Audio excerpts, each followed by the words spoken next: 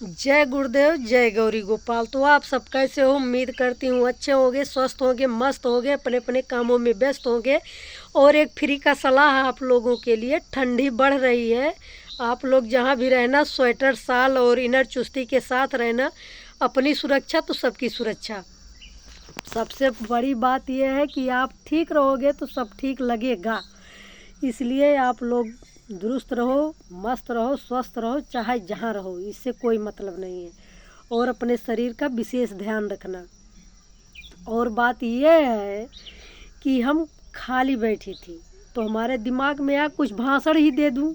बस उसी भाषण को आप लोगों को सुनाने के लिए आई हूँ। पहले जब बचपना रहता है ना तो खोपड़ी बहुत चंचल होती है। बचपना से लेके करीब 26, 27, 28 साल, जब तक बच्चे नहीं रहते तब तक के, बचपन से लेके जब तक बच्चे पैदा नहीं होते तब तक के लिए बहुत चंचल खोपड़ी रहती है। इतना चंचल, न कुछ अच्छा न कुछ बुरा, जो होना है होगा, बस यही चलता है। लेकिन जब बच्चे हो गए, कुछ जिम्मेदारी मिल गई, तो उसमें धीरे धीरे चंचलता ख़त्म होती है और शांतिमय जीवन मिलने लगता है। और जहाँ अपने ताकत का, अपने पैसे का, अपने अपनों का थोड़ा अहंकार रहता है ना कि हम कर लेंगे, तो धीरे धीरे ये सब ख़त्म होता है और अब भगवान के ऊपर भरोसा होने लगता है कि जो भगवान करेंगे अच्छा करेंगे। भगवान का भरोसा करते करते एक टाइम आ जाता है, आदमी जब बूढ़ा हो जाता है तो कुछ उसे ज़रूरत नहीं पड़ती किसी चीज़ की। वो केवल और केवल यही सोचता है कि बाल बच्चे हमारे अच्छे रहें, वो कमा कर खाएँ, और हमें जो होना होगा होगा। अब हमारा क्या है? हम लोगों के यहाँ एक कहावत है ना, जब बच्चे बड़े बड़े हो जाते हैं, शादी ब्याह उनकी हो जाती है, तो अगर उन्हें कोई कहता है फैशन में या खाने के लिए, फैशन में रहने के लिए, तो वो लोग कहते हैं अब हमें पैरा से डाभी नहीं होना है। मतलब कि अब जो पोला होता है उससे हमें अब खड़ा नहीं होना। हमारे अंदर अब धान की लच्छे नहीं लगेंगे, उसमें राशि नहीं आएगी। हम अब धीरे धीरे लच ही रहे हैं, ख़त्म हो रहे हैं। बस उसका मतलब यही है। और वही सोचते सोचते एक टाइम आता है कि वो सबको छोड़ के चला जाता है। चंचलता लगता है कि बहुत अच्छा है, और उस चंचलता में जो कोई नहीं सुनता वो भी बहुत कष्टदायी लगता है।